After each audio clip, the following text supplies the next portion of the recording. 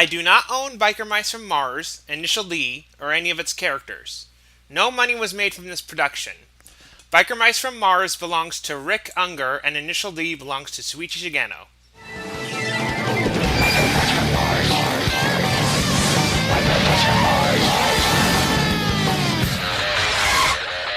Biker Mice from Mars, Mountain Drift. Chapter 10, Broncos.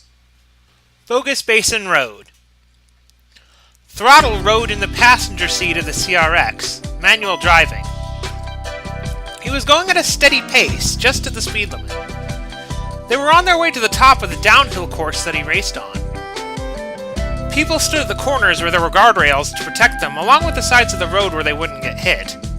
Some had brought small stereos, and were listening to music as they drove by. It sounded like the super Eurobeat genre. Takumi was behind them in the 8.6. No doubt he was going to raise a few eyebrows, Manuel thought. This was going to be something big, especially if Takumi wanted a crack at the course. Throttle, meanwhile, was lost in his own thoughts as they drove.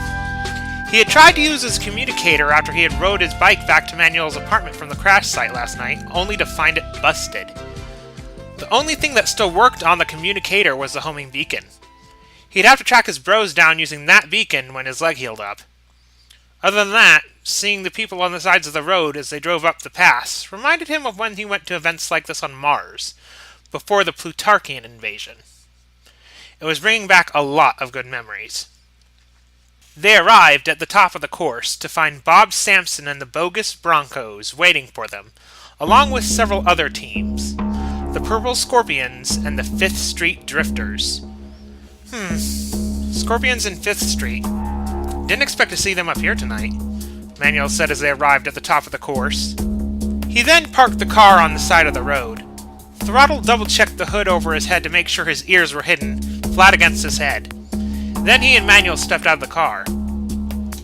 Whoa, look who's here! A man with red hair and freckles exclaimed. Didn't think you were coming, Manuel. Yeah, nice to see you too, Bob, Manuel said with a smile. Bob then looked over and saw Takumi parking his car. Who's that? Bob asked. That's my pen pal, Takumi Fujiwara, Manuel said proudly. I told you about him at the coffee shop, remember? Bob looked at Takumi surprised. No way! That's Tofu Boy? The kid who beat the Red Suns? The one and only, Iketani said, walking up with Takumi and Itsuki. I see you spread some word about my arrival, Takumi said. It looks like I might have some challenges tonight.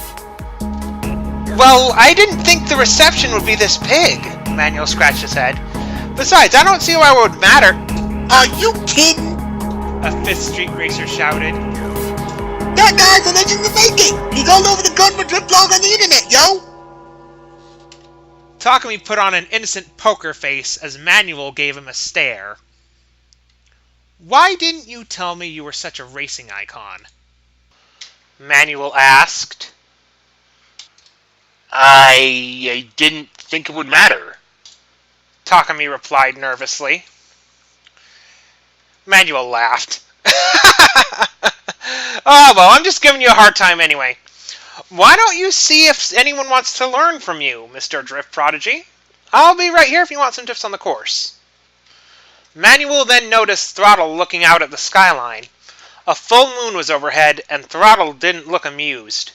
He looked like he was down, as if he was reliving a painful memory.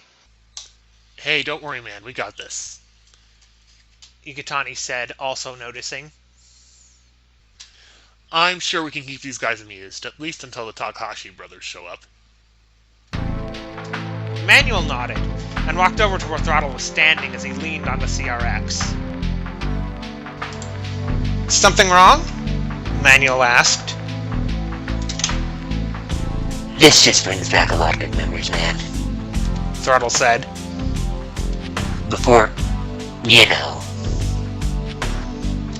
Manuel put his hand on Throttle's shoulder. It's never that easy, is it? No. Throttle replied as they heard engines start up. It never is.